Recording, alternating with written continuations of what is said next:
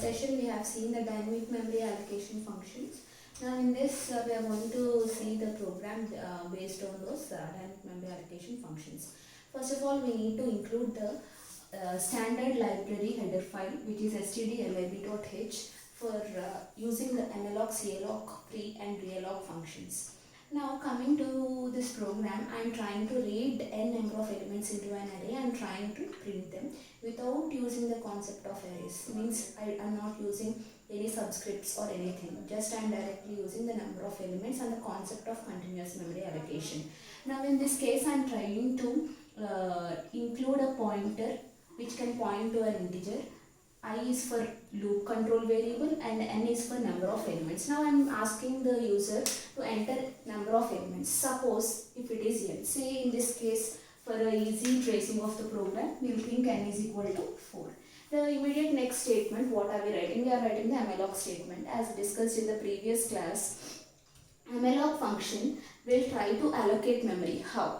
N here refers to 4 elements and each must have size of int. What is size of integer? It is 4 bytes. 4 into 4, 16 bytes of memory that has to be continuously allocated. Now I am typecasting by malloc function. The return type of malloc function is void pointer.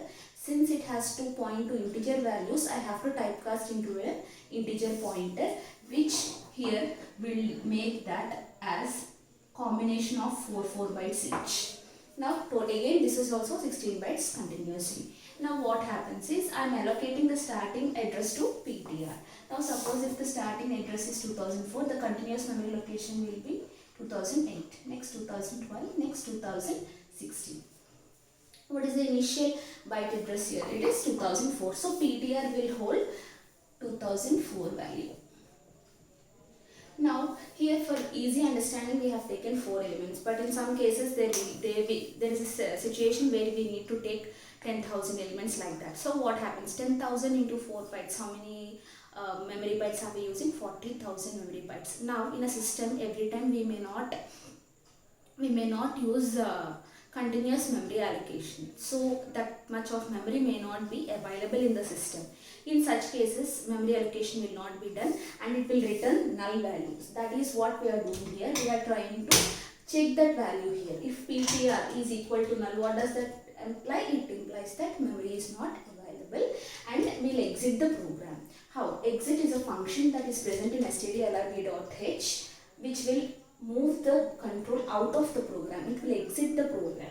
Next, after that, I am asking the user to enter elements and I have to read those n elements. How am I reading those n elements? Now, scanf %d, ampersand a of I is the general format. Now here what am I trying to do? Here PTR is itself a pointer and it holds the address of memory location. So what is PTR? 2004 plus I.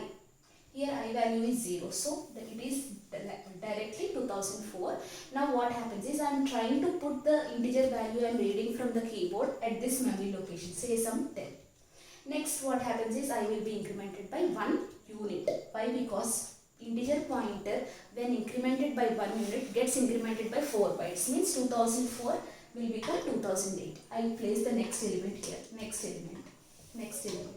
So this is the way we are going to read the n elements, n number of elements, 4 elements. Next, we will try to print those now. Now PTR is still 2004 itself. Why? Because we haven't altered the value in it. We just try to increment then and there itself. Next, afterwards I am trying to print the value. How should I print the values? Now, %d, now what happens is, what does star mean? PTR is still holding 2004. I initially will be having 0 value. So what is star? 2004 means value at this location. What is the location? 2004. What is the value at the location? 10. 10 will be printed. Next, PTR plus 1, 2008. What is star PTR plus 5 value? So 5 will be printed. Next 6 will be printed. Next 33 will be printed. So this is the way they all get printed. Now after this, our task is complete of reading and printing elements. Now what will we try to do? We will try to free that memory allocation done for this program. How much memory is allocated? This much of memory is allocated. What is the starting address? 2004. Now if I free this data, if I free this pointer, what happens is it will release this memory. Automatically this entire memory can be used by any other program.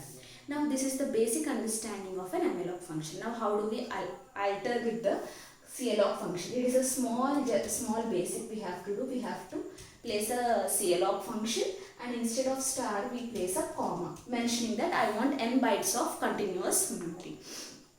Now what happens? N into size of int continuous memory. Now what happens is, here previously when we do not have any values here, some garbage value will be stored in case of malloc function. Now in this case what happens? We can store the initial values will be zeros for calloc function. So this is the brief up of the entire dynamic memory allocation functions. So I hope everyone understood malloc, calloc, free functions.